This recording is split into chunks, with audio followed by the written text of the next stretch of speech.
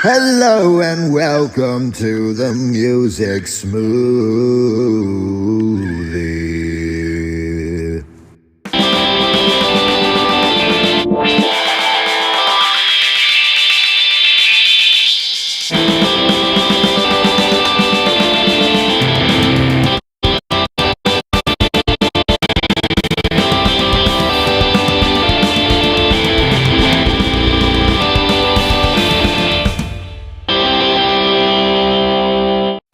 Hello again, and welcome to the New Music Smoothie. I'm Coin, and today I'm joined here with Alec, GS, and newcomer Rob. Hey yo.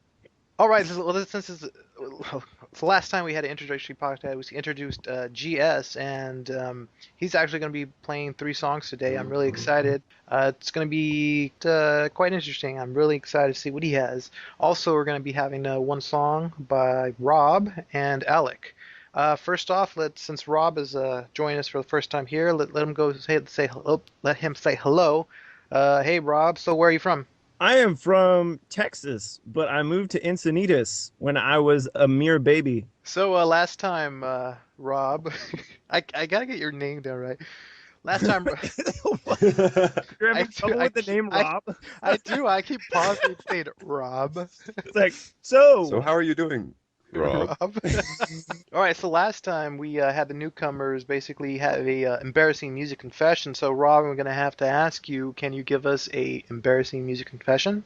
I totally rock out to Lady Gaga's first two albums. I have to say that the production on those two things are pretty slick. Oh, All right, no and problem. one more. All right, I think Justin Timberlake's Future Love Sex Sounds is like the top pop album of all time. All right, I'm gonna have to take your word on that. Well, there is something pretty interesting about Rob. You want to go ahead and tell him, Rob? I actually record children's books for this teacher created materials. And I don't want to say they're awful because if they ever listen to this, I will be fired, but they're awful. Yeah, tell us the story that you were telling us a bit earlier about how there's no direction during the books. There is no creative flow. It's like, oh, it's just awful, guys. Like, seriously, I think, oh yeah, a trip to the dentist. It's like, my nephew never been to the dentist before. And so I told her all about it. First, you sit down in this chair, and the dentist counts your teeth. And then the book is like an addition book. So it's like, how many teeth do you have? It's pretty bad, guys. Like, honestly, it's trying to be a textbook and entertaining, which I don't think should happen. You know what I'm saying? Keep the learning and the fun separate. Good. Exactly. And it's like 20 pages long. So, I mean, it's not really that good of a textbook either. So, yeah, that was pretty. Me and the guy I work with, he does the voice. We were like slapping ourselves because how bad it was. So yeah, that's what I do. Punish the sinful flesh. Wait, you're not the voice? No, I'm not the voice. I think yeah, I sent in some samples to my boss and she was like, "Yeah, let's find someone else." Oh, that's pretty harsh. Well, yeah, I mean, I understand like the guy I found, his voice is like, GS quality, so Yeah, pretty I top, hope it top. needs pitch you. and harmonics and all the patrician frequencies. Yeah, he's actually trying to be a voice actor too, so it's all good. I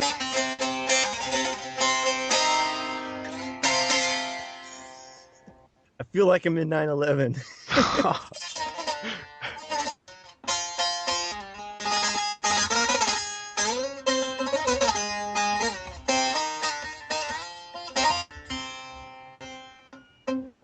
All right, that was a bit of a sample of GS playing. What exactly are you playing, GS? It's called a baglama saz. It's a traditional Turkish folk instrument. Yeah. And you told us a story how you actually started getting into that. Why don't you go ahead and tell the people? Well, a number of years ago, I discovered this album with an instrument that I knew couldn't be a guitar. It sounded like nothing I'd ever heard. And so I did some research and thought I found out what it was. But it doesn't appear too much in Western music. It's pretty obscure as instruments go, not to sound like a hipster. Yeah. But so one time I found this, someone who was playing one live at a folk music event. Stop eating. And so I heard someone playing it, And I knew that was the instrument I'd been looking for, and I knew I had to get one for myself. And it just so happened a few years later, I was looking on Kijiji, and someone a few hours drive away was selling one, and well, that was the best $200 I ever spent. And one of these tracks you're gonna play is gonna feature that. Yep, it's an electric one with distortion and wah, so it won't sound exactly like the acoustic I'm playing now. What was that album that initially started your liking of the instrument? Oh, the album is Mice and Rats in the Loft by Jen Dukes de Grey. It's an folk masterpiece. Did you find that on? You said you found it on a share thread or something. Yeah, it was actually suggested to me by someone on MU. So it's not all crap. No. No, just most of it. Okay, well, since you gave us that there, we're going to go ahead and start this podcast off with GS's pick. GS, you want to go ahead and take over and introduce your first song here? All right, this next song I'll be playing is by Pentangle. They were an English folk band in the late 60s, early 70s, and they incorporated a lot of diverse instrumentation into traditional folk songs. They had two vocalists, male and female, so they had a lot of great harmony and interplay. And the song I'm going to be playing now is one of their more well-known songs called House Carpenter. It's a traditional tune with some interesting additions. Okay, so that was House Carpenter by Pentangle off the album Basket of Light. Like I said, late 60s, early 70s English folk ensemble with a lot of interesting instrumentation. What did you think of it, Rob? I thought it was pretty dope. I liked it when the drums and the percussion came in, or I don't think it was drums, but some sort of percussion. And I liked the whole kind of Western folky kind of sound. And yeah, they did incorporate it to the instrument to good effect. And even though it's probably not something that I would listen to most of the time, I thought it was a nice listen for sure. So Alec, what did you think? Yeah, that was folk to the max. I really liked, as Rob did as well, the percussion, the bass going into it was pretty good. I think that was what was going on. And I really liked the vocals, the two vocalists playing off each other. I thought that was really effective. And it made it sound like epic, kind of a Celtic feel a bit. I don't know if anyone else thought that, but yeah, I really liked it. All right, now, Coin, what did you think? I really enjoyed that track. It's definitely something I would listen to again. I find it very interesting. Well, I guess it's mainly associated with folk, with storytelling, I imagine, and that's what I love. I love when they tell a bit of a story. And was the singer, the female, was she Irish by any chance?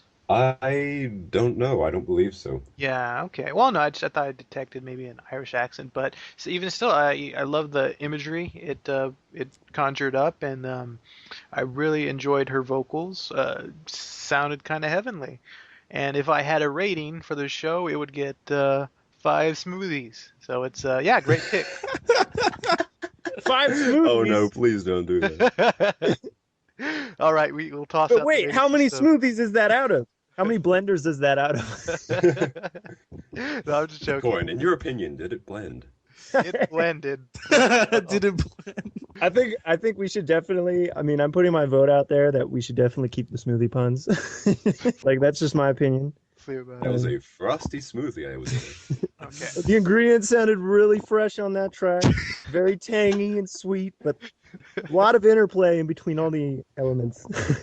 All right, that was a great pick by GS. So why don't you go ahead and introduce us to the next song?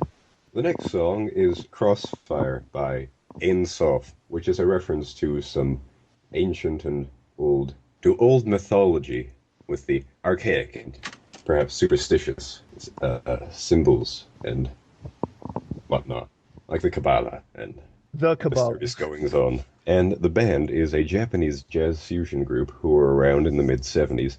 I haven't been able to find out too much about them. They're kind of mysterious, which is kind of appropriate because the album this song is from is called A Story from Mysterious Forest. So here we have Crossfire by Ain Soph, which has a lot of pretty great jazz fusion stylings. Okay, so that was Crossfire by Ain Soph from the album A Story of Mysterious Forest. As you probably heard, it's a jazz fusion kind of song with a lot of tightly controlled chaos. Okay, Alec, what did you think of it? I really like the fast-pacedness of it, and it reminded me of the intro to like a PBS show. And those have a soft spot in my heart. Those have a soft spot in my heart because I grew up watching that. And I really like I think it was a guitar solo in there. How that was thrown in. It flowed really well with the rest of the song, and I appreciated it a lot. And I think I'm gonna get it. So you like the jazz fusion, do you? That's what it was, and yes. All right, I'll be sure to have some more of that kind of stuff in the future. Coin, what did you think? I didn't know exactly what you meant when you said jazz fusion before. I've never really been exposed to that, but is that typical of jazz fusion, the fast-pacedness? Well, some kinds of jazz fusion, especially Japanese jazz fusion. Other kinds, I mean, if you hear something like Bitches Brew by Miles Davis, it has still the same chaos going on, but it's a lot less tight and controlled. It tends to be more lengthy jams as opposed to small, really concentrated compositions. But you get all kinds. All kinds. It's a very diverse genre. Yeah, I actually enjoyed the song, and Yeah, if you're digging jazz fusion, you should probably check out Death metal. or Frank Zappa's Hot Rats. Oh yeah, that's a masterpiece. Yeah. Wonderful album. I wasn't really into jazz fusion until I checked that one out. oh, cool. Yeah, well, I'm learning something, and that's why I got you guys here. But Hey-o! but in the meantime, Rob, what do you think? You know, honestly, I felt like I was in like a Mario Kart level. It was very kind of like did you get that feeling like N64 era, like the kind of sounds that were coming out of there? I thought it was really fast paced and stuff, and I like that. I'm not really. I had like a kind of more progressive phase in my life, or progressive rock and shit. But yeah, it was pretty good. I enjoyed it. I really enjoyed at the end how there was like a little bit of a build up and then it finished. I really enjoyed that part. You like the ending? I did. It ended pretty well for me. All right, But, that's pretty good. Yeah, overall, yeah, great pick again. And why don't you go ahead and finish off your last song? Yeah, the next song is Mice and Rats in the Loft by Jan Dukes de Grey. It's a sort of nightmare dreamscape. It takes you through all sorts of eldritch horrors with a lot of powerful imagery and a lot of unusual instrumentation, because there's only 3 people who made the entire song. There's a drummer and a bassist and a guy playing the baglemassaise, which I introduced you to earlier. And there's not too much I can describe. You'll just have to hear the song. It's very unique. So here's... scared. Oh, you should be. You should be. It's a scary song. Here's Mice and Rats in the Loft by Jan Dukes de Grey. So, that was Mice and Rats in the Loft by Jan Dukes de Grey from the album also called Mice and Rats in the Loft. And as you see, it featured a lot of instrumentation unusual for Western music, because that was a baglemassaise on there. There was some great harmony saxophone and some great imagery in there. Unusual vocal style, too. Rob, what did you think?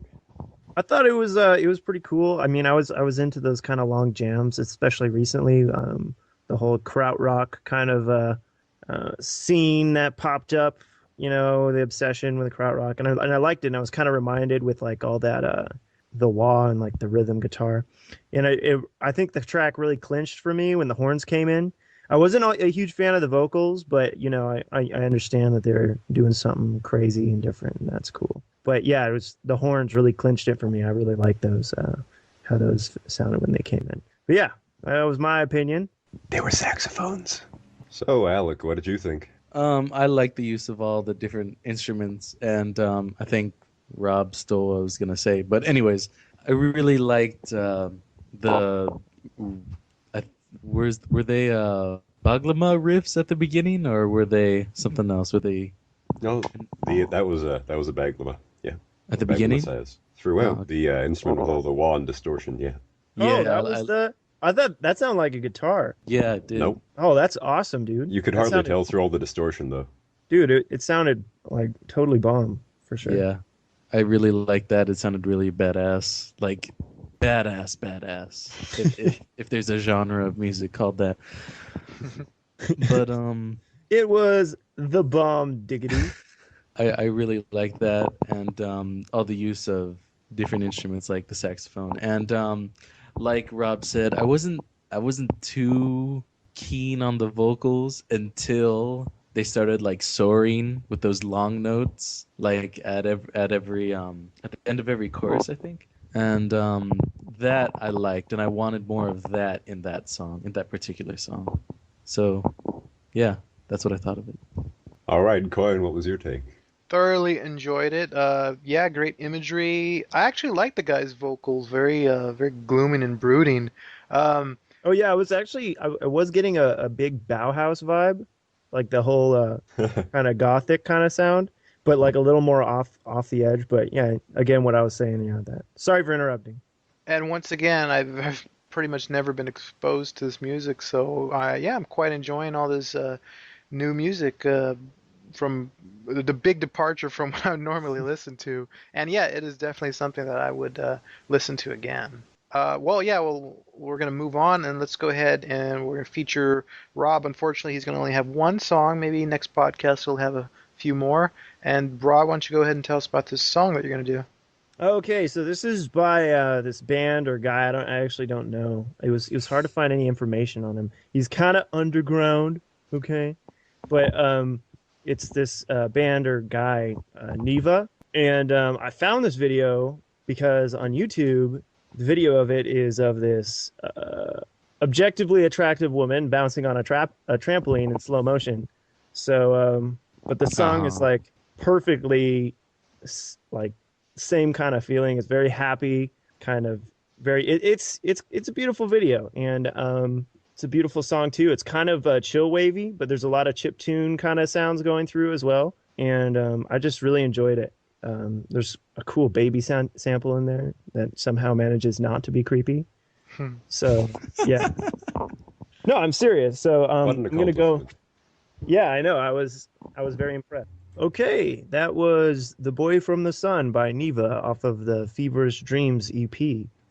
So Alec, what did you think of that? So while I was listening to that, I was looking at the music video at the same time. I synced it up pretty well, if I do say so myself.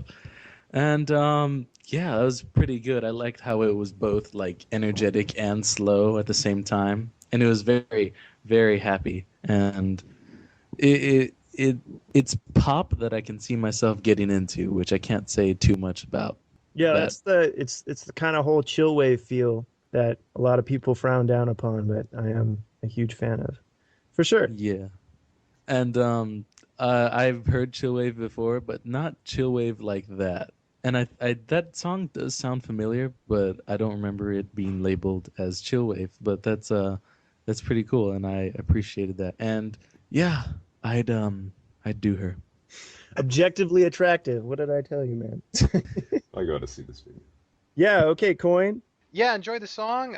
Very happy, and it's definitely something I would listen to. And I kind of find it funny, but I guess I do listen to music like this. I guess I didn't know it was chill wave, but then again, I don't know a lot of genres and what's what. But yeah, I have a few songs like this on my playlist, and it is something I would listen to while just chilling on the computer and enjoying. Yeah, I like the song. For sure. Okay, GS. We have given you time. Has the video changed your opinion? Well, I gotta say, that is a pretty fine video. The song, I didn't care for quite as much. I am biased, though, against that sort of thing. I don't know. Don't call me a hater out of hand. It's just not my cup of tea. I did understand. appreciate some of the things going on, like the contrasting energy levels and the little details going on in there. But the sample kind of bugged me. You said it managed to do that without being annoying, and I wouldn't entirely agree. Annoying or creepy? No, you said creepy. I found it to be both annoying and creepy. Okay. And a lot of it just kind of felt too, I don't know if I would say artsy or pretentious or disconnected from Earth, I would say. Not in a good way. There wasn't enough holding it together for me. Like the elements were there. There was a steady bass line and there was a melody, but they didn't really engage. I feel you, man. I don't know. Like I said, not my cup of tea. Call me a hater if you will. I don't have much more to say about it. Well, you are Darth Vader, so. What does that have to do with anything? All right, well, so that was Rob's feature song, and we're gonna close it out with an Alec pick. So, Alec, go ahead and introduce this last song. All right, this is some to change the mood from the last song. This is another more rockier song. It's by this band called The Energy, and it is rather difficult to find information about them because, like Havoc in the last podcast, The Energy. There's so many bands named The Energy, but this one is from Houston, Texas, and it consists of members of a whole bunch of different bands, including No Talk, Wicked Pursuer, Prostitutes, and yeah, I think that's it. And Nice wiki foo there. yeah. And it's incredibly distorted, and the guitars in the song are incredibly distorted, and it's a bit darker. I don't know about darker, but grittier for sure. It's more grittier garage rock, I would say, and it's pretty entertaining. I found it on a share thread like this morning, so Put a yeah. lot of thought into this. No. Well, because Just giving you a hard time. this computer has nothing but pleb music, but yeah, I managed to do that. So here it is, "Stabbing in the Dark" by The Energy off of The Energy's first album. That's what it's called, The Energy's first album. I put a lot of thought into that too. So here goes. Alec, quit with the squeaking noises. It's my chair. Sorry. Is it leather? Yes. Quit bragging. No, it's pleather. You asked him, dude. Is that a Rolex? Why, yes, it is. Fucking braggart. All right. Okay, so that was "Stabbing in the Dark" by The Energy, and I forgot to mention earlier that the lyrics really make it even more darker. It's like a serial killer's confessions or something like that, like stream of consciousness for a psychopath. And I don't know if that affected anyone, but it's there, and it's a big part of the whole album. The Energy's first album. And also, on an unrelated note, in the first podcast, I called Lordi and Children of Bodom Swedish death metal bands when they're actually Finnish death metal bands. So, Oh, For shame.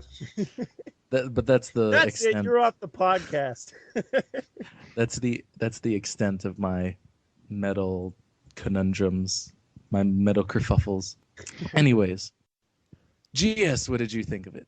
I definitely dug that song. The energy throughout, the wall of noise approach, the punk influences. In fact, at the beginning, I thought I heard a touch of industrial, sort of Rammstein.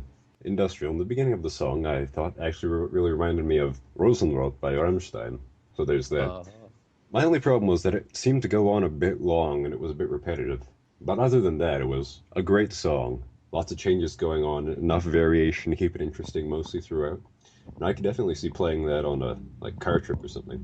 I didn't so much get the darkness as an overall sort of punk vibe, so I couldn't hear the lyrics very well through all the, as I said, wall of sound and through all the reverb.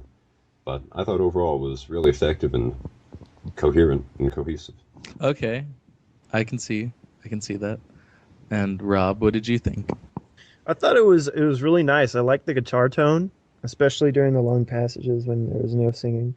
I liked that whole sound. I used to listen to a lot of just basically my rule was like loud, heavy, distorted guitars when I was a teenager. So yeah, it was kind of like, yeah, that sounded like something that I would have listened to when I was first getting into beyond top 40 music. But I actually really like the intro, the squealy kind of feedbacking, that kind of sound. And beyond that, I as far as the lyrics go, I thought like I heard like shark biting, like I get high a lot or something like that. And he said it was about more like a serial killer thing. Yeah, if you like that kind of imagery, there's a Japanese band called Church of Misery, that they have an album, or most of their albums are basically all about serial killers. So you might want to check that out if you're into that kind of stuff.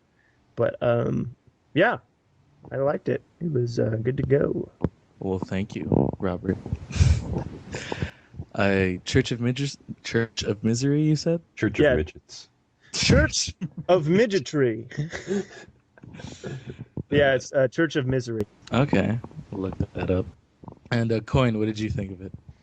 Here's where I differ, and I'm not gonna bow to peer pressure here, but basically, I really dug the distorted guitars and the sound, but what really bugged me was the delivery from the singer. I don't know. To me, it sounded at parts where like he was just reading off a piece of paper, you know. Like I said, I didn't like his delivery, and I was really getting into the song at parts, but then it would lose me, and then it would, transition to another, part, like another act of the song, and it hooked me again, but then it lose me again, and it did run on a little bit too long. But I would have to probably listen to another example of their song or songs to really seal my opinion on them. But for overall, like I said, I really dug the guitars, and that's one thing I do like. But I don't know, maybe it was just the vocals and the delivery of the guy, and yeah, it did seem very dark, which I can appreciate. But overall, like I said, I'm gonna have to listen to some more of their songs to get my final say on that. Sorry, Alec. How many smoothies, Coin? Wah, wah, wah. No, A what, blender jam out of 10. I'd say 2 smoothies out of 4. Wait, you gave that other song 5 smoothies. That was a different rating system. So that Keep it consistent, Coin. changing the rules, bro. I don't know. Yeah, but overall, yeah, like I said, I really liked some of the stuff, but the length and the delivery of the guy kind of ruined it for me. You didn't like his length. His length, exactly. Too deep for you. I don't know. No, I think that's the thing. Corin, you aren't very familiar with punk as a genre, are you? No, I'm Yeah. not. Oh, yeah, yeah. That's I like the listened to that standard one. delivery. Because Yeah. the whole ethos kinda- behind punk was the sort of no effort, 2 chords kind of. Shouty kind of, yeah. Yeah. But Yes. yeah, it's fine. It's fine not to dig that. It's just, that was kind of what the whole thing about punk was. In the future, I'll introduce you to some entry level punk that everyone can appreciate. All And right. To be fair to that song, there were more than 2 chords going on there. Yeah. We've come a ways. Where are they from, by the way? The Energy. Houston. Yeah, Texas. That's what you said. Texas, really? Huh. Yep. I feel like I'm going back to the womb, guys. What? I have no idea. Yeah, I told you guys that in the beginning, right? Yeah, you're here from Texas. Yeah. Well, that just about wraps up this edition of the Music Smoothie. Thanks again to all the guys that participated, and hopefully you'll get to see them next time. And I'm glad I got to listen to some new music, learn new things about genres, and hopefully learn something next time. Well, any last words, guys? Led Zeppelin night. No. No, that's coming. Led Zeppelin night is coming. Why am I Oh, we're surrounded good? by plebs? Yeah, I've kind of burned out on Led Zeppelin. Well, What? Yeah, dog. Wait, are you from Moo? I don't think you're from Moo either. No, I mean I have my taste and Moose. No, taste. I mean, yeah, of course I am. You're burnt out on. Do Led you Zeppelin? even moo? Yeah, but like honestly, No, I'm not a cow. burnt out on Led Zeppelin a long time. Define burnt out?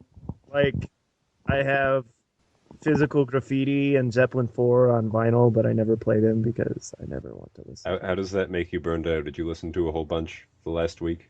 Did you marathon? No, like in high school. Oh, Yeah, that was like a big favorite of mine in high school. But I just kind of, well, we're gonna have to experience it firsthand for me at least. well, if okay. you want to. Wait, have you listened to Led Zeppelin? No, Come on. we That's went in over we went over this last podcast. Ah!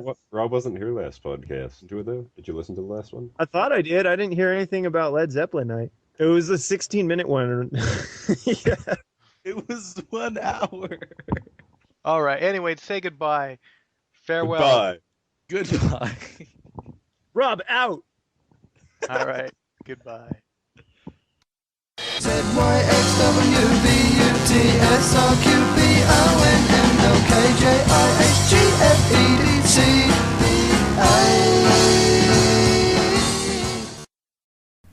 All right, and that was our latest episode of the Music Smoothie. Hope you enjoyed that blend. And if you like what we do and would like us to record consistently, we're currently trying to record weekly. Consider donating to us on Patreon at The Music Smoothie, and follow us on Twitter at TMusicSmoothie, and we're available on Instagram and Facebook at just The Music Smoothie. All the music we use is fair use under the media criticism clause of fair use. And if you like the music we listen to but don't always have time to listen to the episode, our playlist is available on Spotify. Just type in The Music Smoothie, and you'll be able to find all the music we play. Alright, that's all the music that's available on Spotify, at least. Not all of it is. I hope you guys had a great time, and have a good one. Day, morning, evening, night, times in other dimensions as well. Yeah. Alright, see ya.